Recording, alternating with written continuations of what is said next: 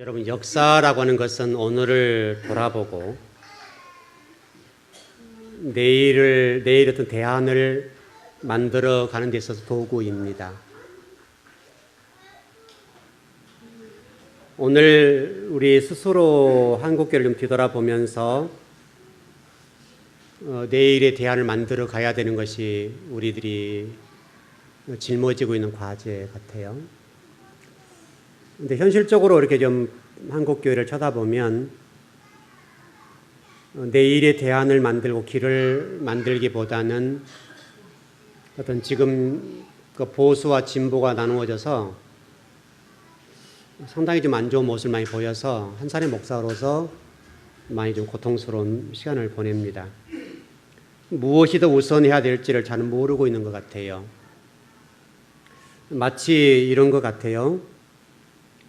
어떤 침몰하는 배 안에서 이 침몰하는 배가 왜 침몰하는지 서로 이렇게 나누어서 싸우고 있는 것 같아요.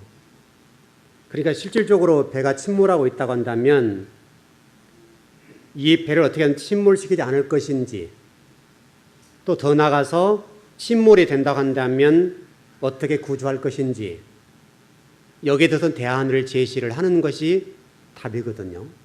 그런데 배가 지금 침몰하고 있는데 침몰하는 배 안에서 네 때문에 나 때문에 이런 식이란 말이죠. 서로 상호간에 당신 때문에 배가 침몰한다 이렇게 싸우고 있는 격이죠. 그러면 결국 배는 어떻게 되겠어요? 침몰하죠. 우리가 배가 침몰할 수 있죠, 여러분. 배가 잘못될 수가 있습니다. 배가 잘못돼서 사고 나갈 수도 있고 그럴 수 있는데, 문제는 그럴 때 이 문제를 보면서 무엇이 원인인지를 분명히 알고 그 원인을 파악해서 문제점을 해결하면 될 거 아니에요. 근데 지금 그렇게 하지를 못해서 안타깝고 좀 상당히 마음이 좀 아픕니다. 마치 지금 이런 것 같아요. 한국교회의 민낯이라고 합니까? 민낯. 화장기를 싹 제거해 버리고 그냥 적나라하게 우리 모습을 보여주는 그거. 화장에서 이래서 뭐 무슨 잡티 이런 것들을 가렸던 것들이 그대로 드러나는 모습을 보여주고 있어요. 그러니까 너무나 지금 안타까운 것이죠. 우리는 지금 무엇을 어떻게 해야 되는가에 대해서 분명히 우리는 알아야 되거든요. 왜 지금 한국교회가 지금 이런 지경까지 왔고 1200만의 성도가 800만의 성도가 되었고 앞으로도 계속해서 성도 수가 줄어들 건데, 여러분 분명합니다. 줄어들 겁니다. 그렇다고 한다면 이 문제를 그냥 방치하고 놔둘 것이냐 이거예요. 분명히 뭔가 원인이 있을 거 아니에요. 그럼 그 원인을 찾아내서 뭐가 잘못되니 답을 찾아서 길을 제시해야 되는 건 당연한 거란 말이죠. 적어도 우리 성경을 설교하는 목회자 입장이라 본다면 성경 속에서 그 원인을 찾아보고 그 원인이 무엇인지에 관해서 해결해 나가면서 정말 뼈를 깎는 아픔을 동반해야 된단 말이죠. 그리고 나서 이 근본적인 원인이 무엇인가 이걸 찾아내야 된다고요.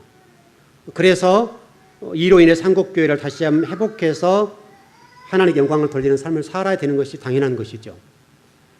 저는 좀 오늘 설교를 하면서 구약의 그런 인물을 한 분을 소개하면서 말씀의 문을 열어볼까 그래요. 에레미야 선지자입니다. 우리 에레미야서를 지금 묵상했었는데, 에레미야 선지자는 침몰하는 유다라고 하는 남유다의 배를 향해서 안타까운 심지어 눈물의 선지자가 됐어요. 여러분, 에레미야 선지자가 침몰한 남유다의 백성들과 교회를 향해서 피를 토하는 심정을 진리를 전했단 말이에요. 그러면서 외치기를 공평과 정의를 가져야 된다. 근데 여러분, 그 에레미야 선지자 말씀을 전할 때 자신들 향해 살 길을 제시했던 그 에레미야 선지자에게 돌팔매질을 했다고요. 그래서 에레미야가 수없이 맞은 쉽게 설명하면. 이스라엘 백성들의 미래와 앞길의 살 길에 대해서 설명을 하고 이스라엘 민족의 구원에 달려있는 메시지를 전했는데 불구하고 자신의 민족 동족들이 그 에레미야 선지자를 향해서 죽음의 돌을 던지는 거예요. 얼마나 고통스러웠겠어요. 너무 아팠을 겁니다. 그리고 결국은 그렇게 말씀을 전하다가 비온의 선지자로 최후를 맞이했습니다. 여러분, 역사가 여기까지 딱 끝나버리면 비극이죠. 에레미야 선지자가 이렇게 말씀을 전하다 죽어버렸더라, 끝이라고 한다면 역사는 아무것도 아닌 거예요. 제가 모두에 설명드렸던 것처럼 역사라고 하는 것은 새로운 미래에 대해서 대안이거든요. 대안인데 이 에레미야 선지자의 실패가 그것으로 끝나는 것이 아니라 현재 지금 이 시대를 향해서 그 역사가 우리들에게 대안과 길을 제시하고 있다 이거예요. 우리는 그것을 볼 수 있어야 돼요. 에레미야 선지자가 비록 고통스러운 죽음을 죽었고 비온의 선지자이고 눈물의 선지자이지만은 그 에레미야 선지자가 남유다의 멸망을 바라보면서 고통스럽게 죽어갔지만은 그 죽음이 끝난 것이 아니라 그 죽음이 지금 현대 교회에 대해서 길을 제시하고 대안을 제시하는 선지자가 되었다는 이거예요. 여러분, 에레미야 선지자를 여러분 보시면 여러분 성경 에레미야서가 이렇게 설명합니다. 에레미야는 아나돗 제사장이다. 힐기야의 아들이었더라. 이런 설명이 되어 있습니다. 여러분, 아나돗 제사장 계열이고 힐기야의 아들이었더라. 너무나 중요한 말이에요. 여러분, 아나돗이라고 하는 제사장이 누군가 하면 솔로몬 시대의 제사장이었습니다. 그런데 쉽게 설명하면 중앙 집권 권력 싸움에서 밀려났습니다. 우리나라 정치를 잘 보시죠. 그 중앙 정치 핵심적인 그 세력에서 밀려나서 유배를 간 제사장이에요. 그 제사장이 간 곳이 어디냐면 아나돗이었어요. 아나돗이라고 하는 제사장의 무덤이라고요. 이 무덤과 같은 아나돗에 가서 비온의 제사장으로 살았습니다. 그 계열이 누구냐면 아비아달 제사장 계열입니다. 여러분, 역사는 그럼에도 불구하고 이 비온의 제사장들과 선지자들이 이스라엘 역사와 현대 교회를 향해서 답을 제시하고 길을 제시하고 있다는 거예요. 왜 그랬는가 하면 여러분 이렇게 보면 되겠죠. 중앙 핵심적인 멤버 가운데 세례 이탈된 사람들이란 말이죠. 그러니까 그 속에 물에서 빠져나온 사람들이죠. 그리고 아나돗이라는 장소에서 비온의 길을 걸어가면서 어떤 민족의 미래와 중앙에 일어나고 있는 모든 일들을 객관적인 입장에서 보기 시작한 거예요. 어떤 주관적인 틀이 아니라 성경의 말씀에 근거해서 객관적인 입장에서 진리의 입장에서 이스라엘을 보기 시작했다고요. 다시 설명하면 기득권 세력이 아니니까 다른 관점으로 민족과 미래를 보기 시작한 거예요. 여러분, 기득권이 밀려나가는 것은 잘못되고 힘든 것이지만은 고통스러운 것이지만 하나님의 나라 역사 속에서는 아주 중요한 문제였다. 이때 당시 기득권 세력들은 미래를 내다볼 수 있는 안목과 꿰뚫을 수 있는 눈이 없었어요. 시각이 없었어요. 대안이 없었어요. 근데 이때 당시 남유다의 예루살렘을 중심한 기득권 세력들은 어떤 생각을 가지고 있었는가 하면 다윗의 언약은 영원하다. 이거 붙잡았어요. 그리고 예루살렘 성전은 영원히 무너지지 않는다. 왜? 하나님이 계시니까. 이 두 가지를 붙잡았어요. 근데 이 아나돗에 있던 제사장들이나 선지자들은 끝날 것이다. 너희들이 믿고 있는 다윗의 언약과 솔로몬 성전, 다시 말해 예루살렘의 성전이라고 하는 것은 반드시 무너진다. 이것을 보았어요. 이게 다른 거예요. 그 결과로 기득권 세력들은 백성들의 귀를 닫아버렸어요. 당근과 채찍을 주면서 귀를 닫게 만들었어요. 그러니까 아무것도 못 보는 거예요. 여러분, 우리가 잘 보듯이 최근에 좀 문제가 되는 교회들 있는데 그 구원파 정도 아시죠? 최근에. 여러분, 그 속에 있는 사람들이 바보들이 있는 게 아니에요. 여러분, 그 속에 있는 분들, 신앙인들을 보시면요, 여러분이 생각하는 상상 이상의 사람들이 있어요. 학벌도 굉장하고 어떤 뭐랄까요? 그 직업적인 측면을 봤을 때도요, 만만한 사람들이 있는 게 아니에요. 굉장한 사람이 많아요. 그럼에도 불구하고 그들이 그곳에서 꼼짝을 못 하잖아요, 지금. 왜 그런지 아세요? 이게 종교의 문제예요. 다윗 시대도 마찬가지고 지금 에레미야 시대도 마찬가지인데 여러분 종교가 잘못되면요 백성들 망해요. 그 속에 들어가면 절대 다른 걸 못 봐요. 그 영적인 세력에 눌려서 벌써 빠져나오지도 못해요. 아무리 지금 이런 매스컴을 통해서 그 잘못됐다, 뭐 구원파가 잘못되고 교리형이 잘못됐다 아무리 떠들어도 그 사람들은요 이 핍박이나 고난을 생각하고 오히려 그게 순교자의 길이라고 생각해 버려요. 얼마나 이거 고통스러운지 몰라요. 바로 그때도 그래요. 저는 지금 한국 교회가 그렇다고 봐요. 기독권 세력들이 그 기독권을 지키기 위해서 보수와 진보가 나눠져서 피터지를 싸움을 하는 거예요. 하나님 메시지를 전하지 못해요. 하나님의 시각을 갖지 못해요. 시대를 꿰뚫는 눈을 가지지 못해요. 하나님이 지금 이 시대에 무엇을 말씀하는지 그것을 모른단 말이에요.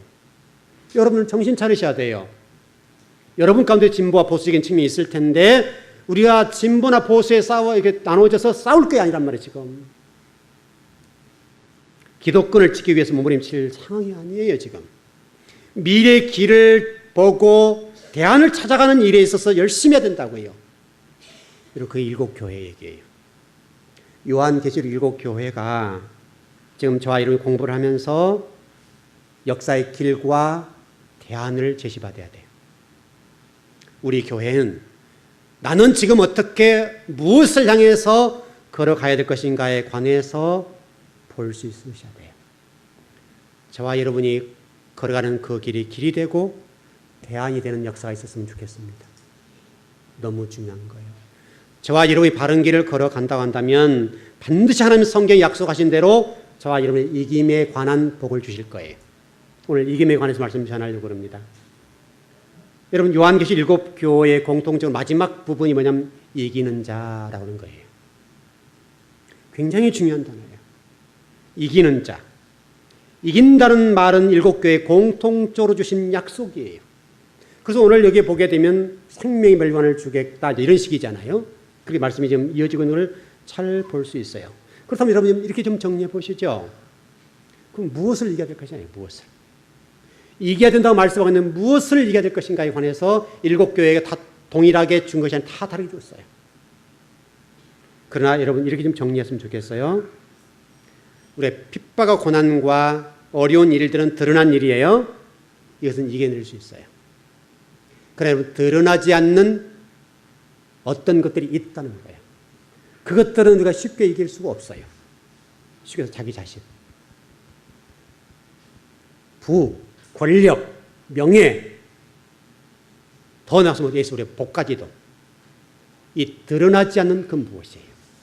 이것들은 쉽잖아요. 정리해보자면 성숙한 자로 거룩한 백성으로 나가는데 어떤 걸림돌이나 그것들이 방해가 되는 어떤 것, 그것을 이겨내야 된다는 거예요. 그것을 이겨내지 아니하면 우리는 하나님의 백성이 되기가 쉽지 않아요. 거룩한 백성이 되기가 쉽지 않다고요. 그동안 여러분들이 이 부분을 잘 모르기 때문에 좀 헷갈리고 잘 이해를 못할 수 있어요. 교회에 나온 복받는다 이런 식의 메시지가 많았기 때문에 이기는 자라고 하는 관점에서 내가 이겨야 할 게 무엇인가에 관해서 잘 모르고 이해를 못할 수가 있어요. 분명한 사실은 거룩을 드러내는 데 있어서 거룩하게 나가는 데 있어서 여러분들이 걸림돌 되는 그 모든 것들은 이겨낼 대상들이에요. 여러분 건강의 문제도 그럴 수 있고 부, 권력, 명예, 자식 또 내가 어떤 추구하는 어떤 것들 그것들을 이겨내셔야 돼요. 거룩을 위해서 그것은 반드시 싸워내야 된다고요. 그래서 요한계시록 3장 17절에 보게 되면 이렇게 되어 있어요. 내가 말하기를 나는 부자라 부유하여 부족한 것이 없다 하나 내 곤고한 것과 가련한 것과 가난한 것과 눈먼 것과 벌거벗은 것을 알지 못한다. 무슨 얘기예요? 라오디게아 교회에 설명하는 건데 라오디게아 교회는 물질적으로 풍족했고 부자였어요. 그러니까 그들은 지금 핍박받은 흔적이 없다고요. 여러분 물질적 풍요로움은 핍박 안 받을 수 있잖아요. 그런 상황들이에요. 근데 분명히 하나님께서는 이 라오디게아 교회를 향해서 이겨야 할 게 있다는 거예요. 이겨야 할 것이. 그게 물질의 문제, 부여의 문제. 여러분 배부르고 등 따시니까 영적 해이가 와서 거룩하는데 그게 방해가 되어버렸다 이거예요. 이게 라오디게아 교회 문제예요. 여러분 계시록 말씀 쭉 보면 이김의 대상에 관해서 이렇게 설명되어 있어요. 무저갱에 나오는 짐승을 이겨야 되고 하늘 위로부터 내려오는 큰 용에 관해서 또 더 나가서 바다에서 올라온 짐승 이야기 이런 것들이 우리 방해의 요소다. 여러분 이건 드러나 있어요. 이거는요. 이건 보여지는 거예요. 이건 우리가 성경만 읽으면 아는 거예요. 여러분 자신과 관련된 어떤 것들 그것들 우리가 드러나지 않아요. 그것을 이겨야 된다. 그걸 이겨야 된다. 부와 명예와 그것이 거룩 나가는데 방해가 된다고 한다면 싸워서 이겨야 될 세상이라는 거예요. 여러분의 행복이 거룩을 방해하는 어떤 것이라 한다면 싸워 이겨야 된다는 거예요. 지금 이런 마귀들이 우리를 넘어지게 할 때 여러분들이 고난 주 핍박 주지 않나요? 성경 말씀대로 평안하다, 안전하다, 행복하다, 잘 나간다 이거 주신다고. 여러분 잊지 않았으면 좋겠어요. 조나단 에드워드 목사님이 이런 말씀하셨어요. 그리스도인들이 세상에서 싸워야 할 대상은 세상적 가치다. 세상의 가치.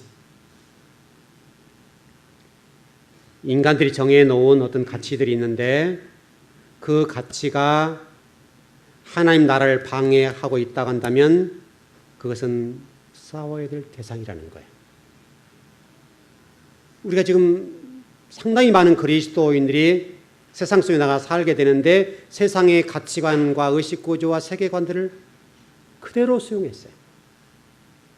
그리고 살아가요. 아무런 거리낌이 없어요. 예배 드릴 때와 세상의 삶이 완전히 다르다고요. 그런데 우리는 거기에 대해서 아무런 죄책감이 없어요. 싸움의 대상을 생각하지 않는 거예요.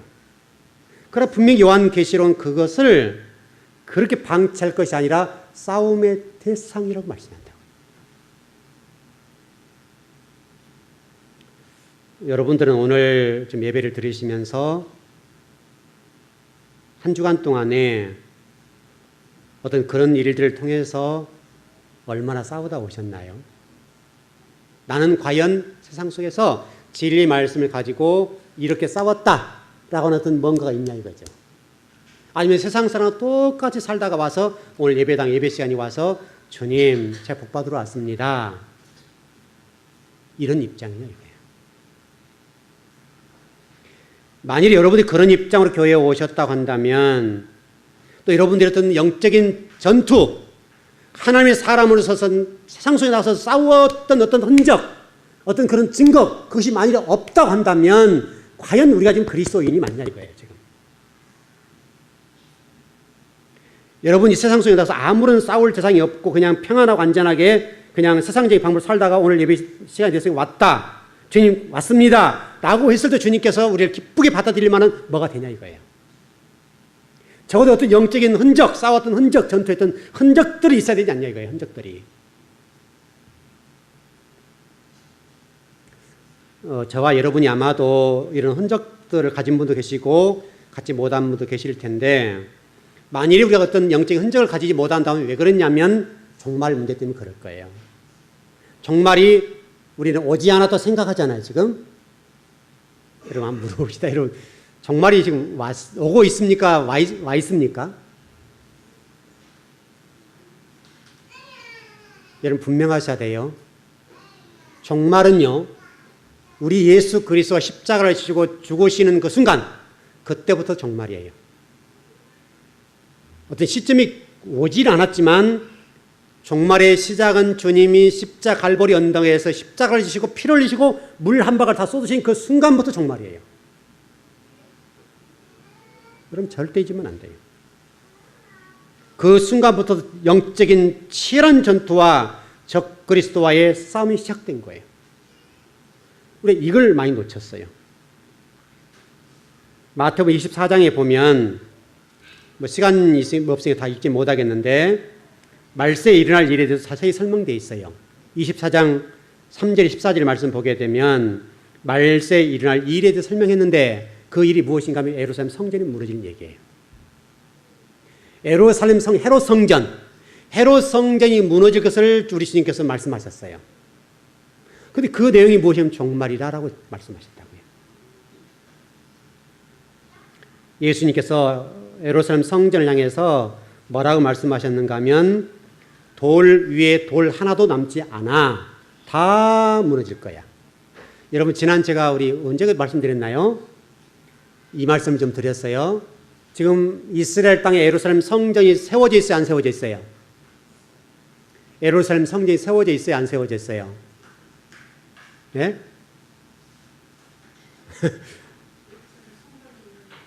네. 이슬람 사원. 예루살렘 성전이 있는 소유권이 누구에게 있어요? 소유권.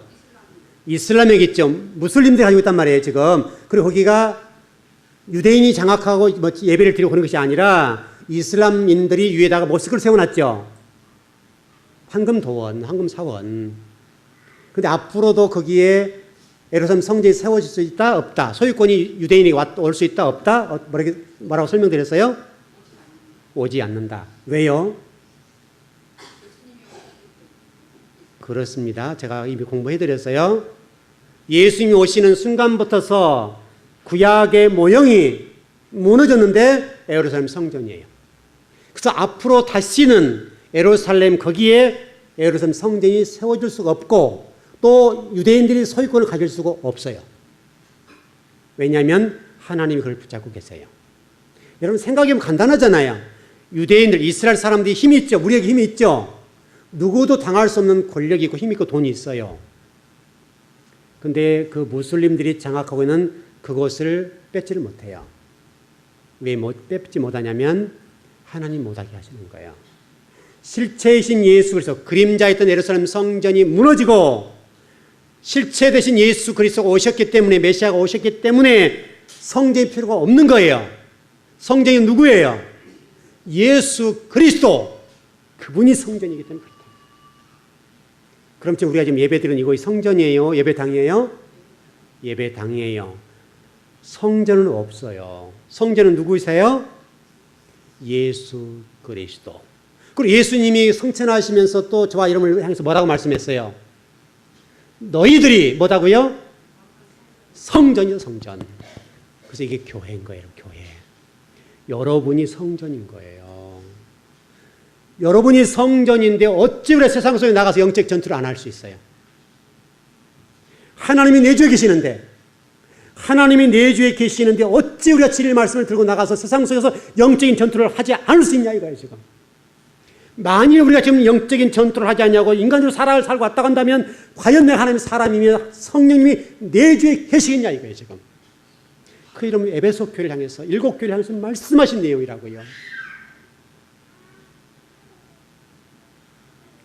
여러분, AD 66년에 로마가 예루살렘에 쳐들어왔지 않습니까? 침략을 해가지고 베스파시안이라고 하는 로마 황제가 난주됐습니다만은 그 황제 아들이 티투스 장군이에요. 그 티투스 장군이 와가지고 AD 70년에 예루살렘 성전을 무너뜨렸어요.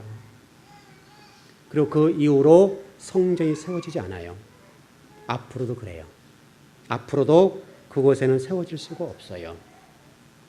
왜냐하면 성전 대신 예수 그리스도가 오셨기 때문에 그래요. 그래서 여러분 지금도 거기에 그렇게 되어 있는 거예요. 이상하게 생각할 게 아니에요. 하나님이 지금 이 이스라엘 붙잡고 전 세계를 붙잡고 계신다는 증거예요. 여러분 이스라엘 무력이 없어서 그걸 못 뺏겠습니까? 힘이 없어서 못 뺏습니까? 하나님이 강권하시니까 못 뺏는 거예요. 절대 못 뺏게 돼 있어요. 설령 뺏는다 하더라도 하나님이 절대 놔두지 않을 거라고요. 왜? 메시아 대신 예수 그리스도가 이미 오셨기 때문에 그래요. 앞으로도 그래, 앞으로도. 지금 서기로 2014년입니다. 그러나 AD 70년, 67년에 종말이 온다고 말씀하시던 또는 예수님 당시 종말이 온다고 말씀하시던 그 종말이 지금도 오지 않고 있습니다. 그러나 성경적으로 정확하게는 이미 종말은 왔어요. 우리가 이 종말의 의미를 잘 정리를 하셔야 됩니다. 이 종말의 문제가 정리가 안 되니까 우리가 세상 속에 나가서 그리스도인의 영적인 싸움을 못하는 거예요. 여러분들이 지금 군사가 되어서, 영적인 군사가 되어서 세상 속에 나가서 하나님의 자녀로서 군사가 되어서 싸워야 된다고, 진리를 붙잡고. 그런데 우리가 타협하고 세상과 적당히 내 유익을 챙기면 가는 거예요. 여기가 좋사오니 라고 하는 말이 그 말이에요, 여러분.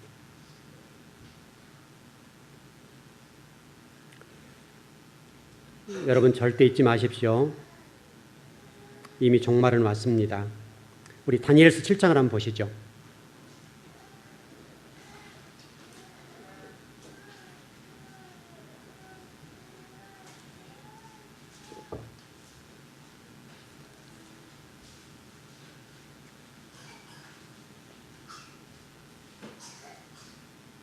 다니엘 7장 13절 14절입니다.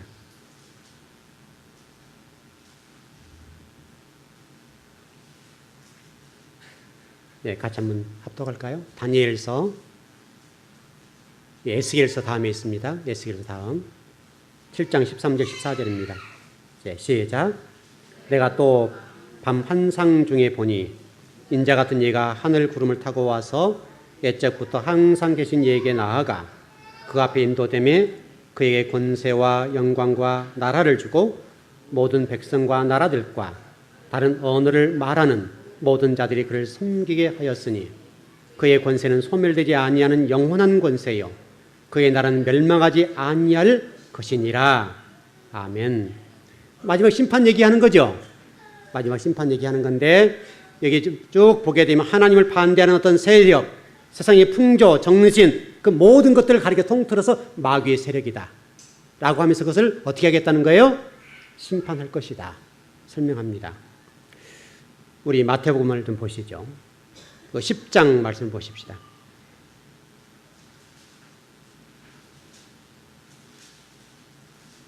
(10장) 22절 23절입니다. 좀 몇 군데만 찾아보겠습니다. 우리 성경을 좀 볼 수 있어야 되니까. 네, 10장 22절 23절입니다. 23절. 네, 시작. 인자가 내 이름으로 말미암아 모든 사람에게 미움을 받을 것이나 끝까지 견디는 자는 구원을 얻으리라. 이 동네에서 너희를 박해하거든 저 동네로 피하라. 내가 진실로 너에게 이르노니 이스라엘 모든 동네를 다 다니지 못하여 인자가 오리라. 이 인자란 다니엘 7장의 말씀을 지금 설명하는 부분을 지금 인용해서 말씀하는 부분이거든요. 복음을 전하면 핍박이 있다는 거 없다는 거예요. 저와 여러분 사실 이렇게 살아야 된다니까요. 지금 핍박받으면 그 동네 다른 데로 가. 그러면 복음 전에 이런 핍박이 계속 있을 거야. 너희도 지금 그렇게 살아야 돼. 그 말이잖아요. 지금. 근데 성경은 인자가 복음을 다 전하기 전에 오시겠다. 그런 말씀이죠. 마태복음 16장 27절 말씀 보니 이렇게 되어 있습니다. 인자가 아버지 영광으로 그 천사들과 함께 오리니 그때 각 사람이 행한 대로 갚으리라. 어느 때 얘기인가요? 종말 얘기죠. 종말 얘기입니다. 좀 정리를 해보십시다.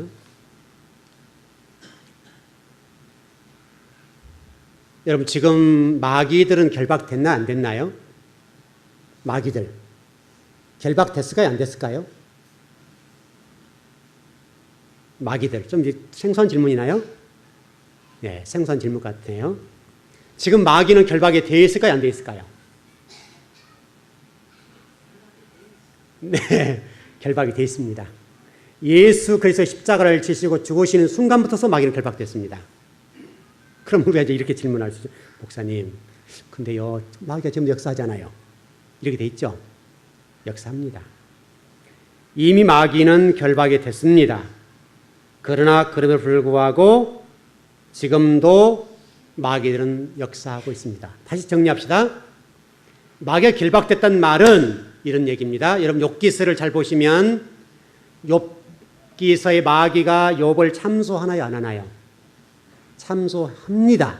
다시 설명하면 마귀가 여러분의 잘못, 죄에 대해서나 죄를 짓는 부분에 대해서 하나님 앞에 하나님 누가 잘못하고 있어요? 라고 하는 얘기를 했다 이거예요. 여러분 했죠? 근데 지금은요? 예, 지금은 못한다 그 말이에요. 마귀에 결박됐다 그 말은 마귀가 여러분의 잘못에 대해서 하나님 누가 이러던데요? 라고 하는 참소를 못하도록 했다 이거예요. 여러분 이해되시나요?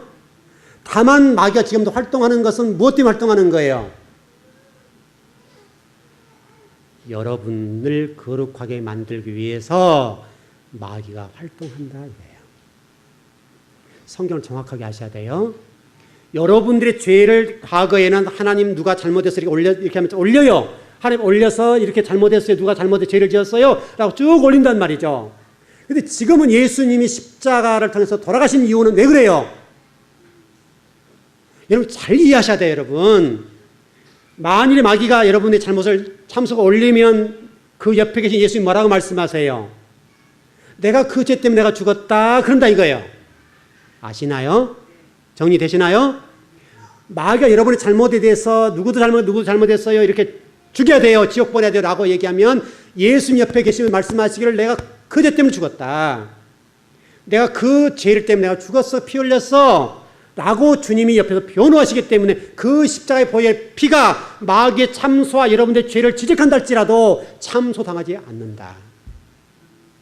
다만 지금 마귀가 활동하는 것은 필요에 따라 남겨두신 건데 그것은 여러분을 거룩하게만 도구로 삼기 위해서, 여러분을 하나님의 자녀를 삼기 위해서 잠시 남겨두셨다.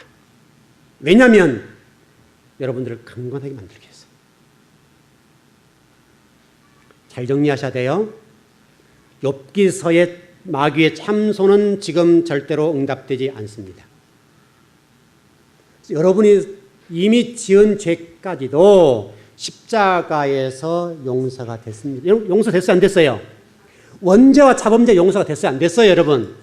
됐죠? 여러분? 됐으니까 똑같은 얘기잖아요. 마귀가 참소하는 역할을 했단 말이에요. 지금까지는. 참소 여러분 죄를 지적해줘서 하나님 앞에 올렸다고 그래서 지옥 보내세요 라고 했단 말이죠. 근데 그 모든 참소하는 죄에 관해서 주님이 이미 내가 2000년 전에 십자가 다 용서했다라고 옆에서 변호하고 여러분을 다 감싸고 계신다 이거예요. 그렇게 저와 여러분이 은혜를 받았어요. 그런데 하나님이 우리가 묻는 거예요. 네가 그런 복과 구원의 복을 받았는데 너는 지금 어떻게 살고 있니? 네가 지금 하나님의 자녀로서 영적 전투에 참여해서 진리를 증거하면서 세상 속에서 하나님의 자녀답게 살고 있냐 없느냐 그걸 묻고 싶다 이거예요. 지금 일곱 교회를 향해서.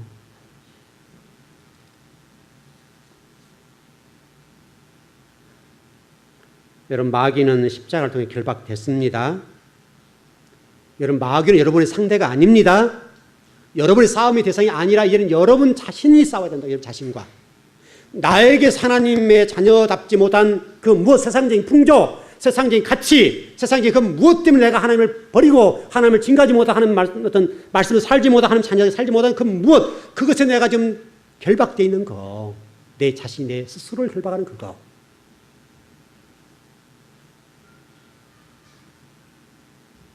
여러분 로마서 1장 18절 이후를 여러분 집에 가서 한번 읽어보시는데 그 말씀을 보면 그 말씀 속에 구체로 설명이 되어 있습니다. 되어 있는데 이미 이 말씀을 통해서 잘못에 관해서 모든 보응이 끝났다라고 정리되어 있습니다. 정리되어 있습니다. 다시 좀 본문으로 돌아가서 우리 요한계시록은 저와 여러분들에게 이겨야 될 것이 있다라고 말씀하신단 말이에요. 그럼 저와 여러분이 뭔가를 이겨야 된단 말이잖아요. 뭔가를 이겨야 됩니다. 근데 그 이김에 관해서는 오늘 우리가 싸워서 이겨야 됩니다. 만일에 늘 주님께서는 우리에게 말씀하세요. 야, 오늘 열심히 예배 잘 드려라. 그리고 어제 이렇게 말씀하셨다고 보십시다. 내일이 주일이니까 오늘 너를 마음을 경건하게 하고 육신을 경건하게 해서 오늘 예배당에 가서 은혜 받고 하나님 나에게 뭘 말씀하는지 잘 듣고 오너라 라고 우리에게 독려를 하셨다 이거예요. 그럼 여러분이 그렇게 준비하고 오시면 될 거 아니에요?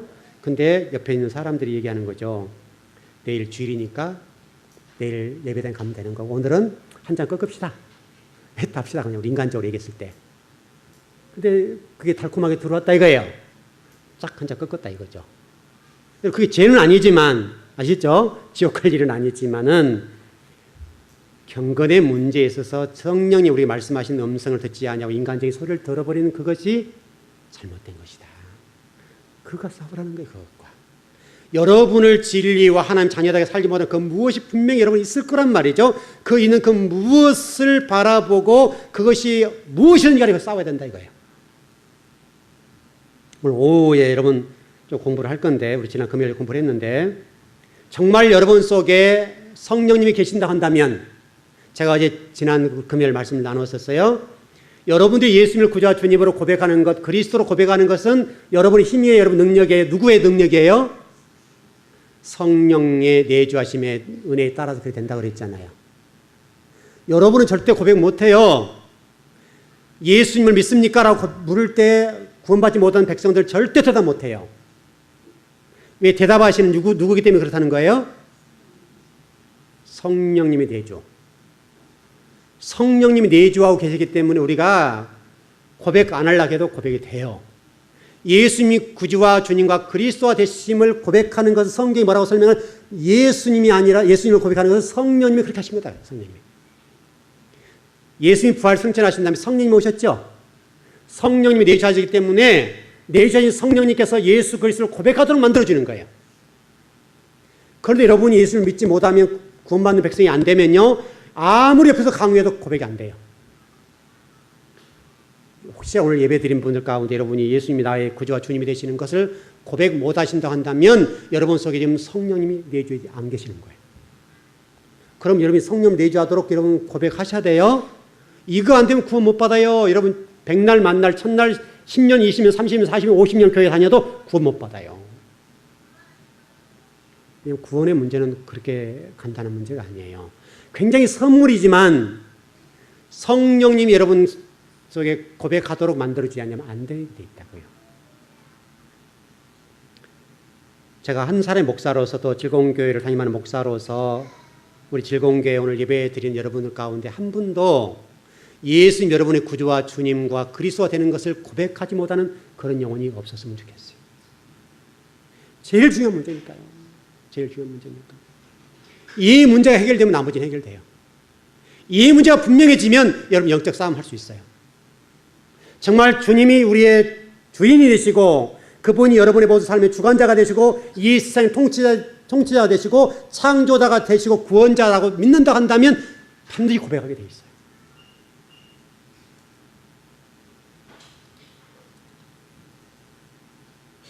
여러분 가운데 혹시라도 그 고백이 나오지 않는 분들은 예수님 다시 영접하셔야 돼요. 여러분 솔직하고 고백하셔야 돼요. 혹시 저를 찾아오셔서라도 목사님 제가 교회를 다니고 있는데 고백이 안 됩니다. 실질적으로 고백하셔야 돼요. 그리고 다시금 복음을 받아들여야 돼요. 너무 중요해요. 여러분 20년 30년 중요한 게 아니에요.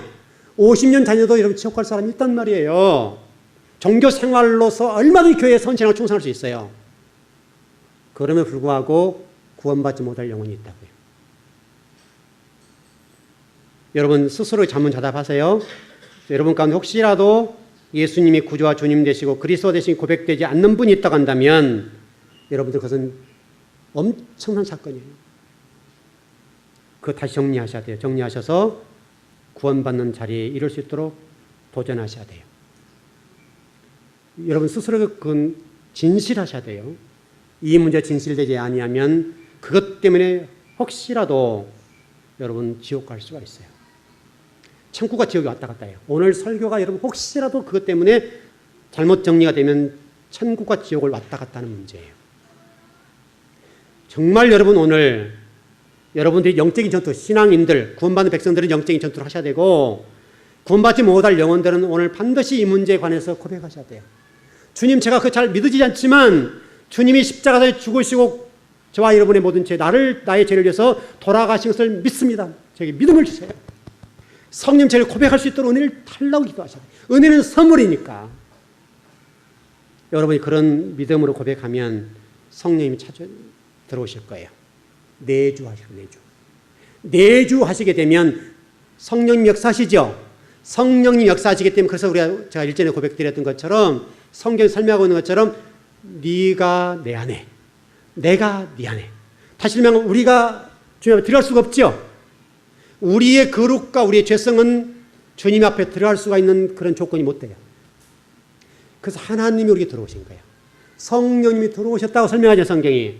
그래서 우리에게 요구하신 거예요. 내가 너에게 들어왔는데 그 대신 너는 이제 너처럼 살지 말고 내가 살고 있고 내가 성경에 요구한 대로 살아. 그 말이잖아요. 그래서 내가 네 안에 네가 내 안에 그 설명하는 거예요. 여러분이 인생을 살아가면서 인생살이 속에서 내 가치관과 의식과 생각이 아니라 주님이 요구한, 성경이 요구한 대로 살아가는 것, 그 단계가 가셔야 돼요. 여러분 그렇지 않으면 여러분 속에 의심을 해보셔야 돼요. 정말 여러분 삶 속에 날마다 진리와 싸우고 증거된 삶을 살지 못하는, 증명하지 못하는 삶을 살고 있다고 한다면 나는 정말 그리스도인이가 구원받은 백성에 관해서 고민하셔야 돼요. 고민하셔야 돼요. 이게 될 세상이에요. 될 세상. 세상의 풍조, 우리 신앙생활 하면서도 세상 사람을 성공하는 것, 명예와 그 권세를 추구하고 있는 그 사람을 바라보면서 부럽다라고 생각이 들면요, 고민하셔야 돼요. 오늘 혹시라도 주님을 섬기는 일 때문에 고난받고 때로는 정말 먹을 것이 없어서 주님 제가 이렇게 굶고 왔습니다 라고 하는 증거는 그 무엇이 없다고 한다면, 싸움의 증거에 뭔가가 없다고 한다면 여러분 정말 고민하셔야 된다. 고민하셔야 돼요. 여러분은 지금 정말 영적으로 싸우고 있는 그게 무엇이나요? 내 안위와 성공과 명예와 정말 부를 축적하는 정말 도구가 예수님이 되어 있다고 한다면 그것은 정말 아니라 이 말이에요. 예수님은 그런 분이 아니에요. 여러분 성경에 어디 그렇게 설명되어 있어요. 제발 좀 여러분 영적으로 정신을 차리셔야 돼요. 여러분 그렇게 잘못됐다가 여러분 잘못되면 어떻게 하려고 그러세요? 정말 목사의 한 사람으로서 정말 안타깝게 말씀을 전해요. 정말 에레미야 같이 정말 그런 심정으로 말씀을 전해요. 그러니까 여러분 정말 여러분 어떤 세상적인 풍조 따르지 마시고요. 여러분 어떤 잘못 가르침 받는 그 따르지 말라고요. 말씀을 따르세요. 말씀. 성경 말씀을 따르세요. 성경 말씀이 정말 바르게 선포돼야 된다고요. 오늘 에베소 교회를 통해서 말씀하신 그 어떤 이김의 대상, 그게 무엇이나 여러분에게, 여러분의 그거 있으시다면 그걸 과감하게 싸워서 승리하십시오. 이기셔야 됩니다. 그거 이기지 아니하면 여러분도 언젠가는 당한다고요. 여러분 제가 일전에 말씀드렸습니다만 에베소 교회 결국은 난주 이겼어요? 못 이겼어요? 못 이겼어요, 여러분. 에베소 교회가 주님께서 말씀하시는 난주 구절을 열어드릴 거예요. 이김의 대상이 되어야 될 그 내용들을 못 이겼어요. 그래서 에베소 교회는 역사의 흔적도 없이 사라졌어요. 여러분 에베소 교회가 보통 교회가 아니에요. 여러분 한국 교회로 지금 최고의 교회예요. 최고의 교회. 여러분 에베소 교회가 목회자를 제가 잘못 설명드렸던 것처럼요, 최고의 목회자 섬겼던 교회예요. 말씀에 관해 대가 돼 섬겼던 교회들이에요. 사도 바울이 섬겼던 교회예요. 사도 요한이 섬겼던 교회예요. 아볼로가 섬겼던 교회예요. 여러분요 이게 보통 교회가 아니라니까. 지금 우리 한국의 교회 본다면 최고의 목회자, 최고 실력이 가진 목회자 가르쳤던 교회라고요. 여러분 성경을 보시면 에베소 교회에 가르쳐서 말씀하잖아요. 너희들이 다 지켰다. 다 지켰다. 말씀도 알고 이단도 척결할 만큼 뛰어났다고요. 여러분 우리 교회를 보세요. 우리 교회도 이름 신천지가 몇 번 왔다 갔어요. 신천지가 한국 우리 즐거운 교회를 흔들어 보려고 몇 번 왔다니까요. 근데 우리 교회에서 버티지 못하고 갔어요. 강단의 메시지가 강하게 선포되니까 스스로들 물러갔어요. 우리 교회가 그만 말씀을 가지고 있어요. 지금 에베소 교회처럼. 그런데 만약에 우리 교회도 똑같아요. 그런데 지금 에베소 교회를 향해서 말씀하잖아요. 너 처음 사랑을 버렸다. 이거 버렸다. 버렸단 말은 무슨 말이야? 너 종교생활을 잘할지 몰라도 교리를 갖고 있지 몰라도 너는 나와 전혀 관계없는 사람이야. 내가 너와 이 구원의 문제가 연결되어 있지 않아. 그 말이잖아요. 지금 그 말. 결국 에베소 교회가 버림당했어요. 우리 교회가 이런 신천지가 몇 번 왔어요. 그룹별로 왔다. 그룹별로. 얼마나 선하게 와서 앉았는지 몰라요. 여러분 강단에 보면 보이잖아요. 여러분. 그 정도는 볼 수 있습니까? 말씀 듣고는 그냥 서서히 갔어요. 저는 그런 심정으로 지냈어요. 그 영혼들이 왔을 때 제가 말씀을 바꿨어요. 여러분들은 모르시겠지만 그분 영혼들을 구원하기 위해서 다시 기성교로 돌아오기 위해서 제가 말씀을 바꿔서 선포했어요. 그런 메시지를 전하고 듣고 마음에 찔림이 있다면 너무너무 좋은 것이죠. 저는 우리 즐거운 교회에 그런 분이 와서 구원받았으면 좋겠어요. 설령 그런 거에 빠졌다 할지라도 우리 교회에서 말씀을 듣고 그것에서 빠져나와서 새로운 성도로 하나님 앞에 설 수 있다고 한다면 얼마나 좋겠어요. 저는 그걸 바라는 거예요.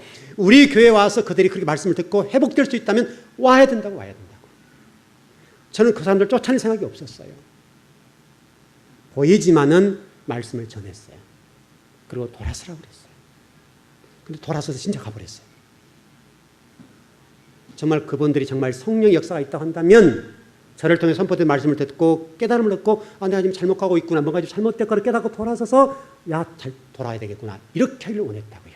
그래서 우리 교회는 앞에다가 신천지는 뭐 출입을 금합니다 안 썼어요. 우리 통합 쪽에서는 그 붙이라고 됐다고요. 다 붙였어요. 저는 생각이 좀 달랐어요. 제발 좀 그들이 와서 말씀을 듣고 회복됐으면 좋겠다. 왜냐하면 그들도 불쌍한 영혼들이야. 구원받을 대상이잖아요. 지금 하나님 앞에 볼 때는. 여러분 맞는 얘기죠. 여러분 우리 교회도 조심하셔야 돼요. 우리 교회도 말씀을 많이 배워요. 많이 배웠어요. 웬만한 교회와 이게 영적인 부분, 진리에 관해서는 상당히 수준이 있어요. 공부를 열심히 많이 했다고요. 많이 했다고요. 그런데 혹시라도 잘못되면 우리가 이단도 척결했잖아요. 와서 못 버티갔단 말이에요. 우리 에베소 교회가 그랬잖아요. 이단도 너희를 아골라당을 쫓아내는 거 내가 잘 알고 있어. 또 교리를 잘 지킨 거 알고 있어. 말씀대로 사는 것도 잘 있어. 뭐 말씀대로 하나님도 사랑하고 이웃도 사랑하고 알고 있어. 근데 니와 나와 관계가 끊어져 버렸어. 그 얘기잖아요 지금. 여러분 예배당에 오셔서 혹시라도 신앙생활 하시면서 주님과 무관하게 신앙인을 살아갈 수 있습니다. 그거 회복하십시오. 에베소 교회 주신 메시지입니다. 이것이 안 되면 여러분들이 교회에 100날, 1000날, 100년, 1000년 나와도 소용없어요. 결국 에베소 교회가 심판을 받았다고. 촛대를 옮겨버렸어요. 촛대를 옮겨서 에베소 교회가 역사 속에 흔적 없이 사라졌습니다. 여러분 다른 교회들은, 책망받은 교회들은요, 책망받아서 회복된 교회들이 있어요.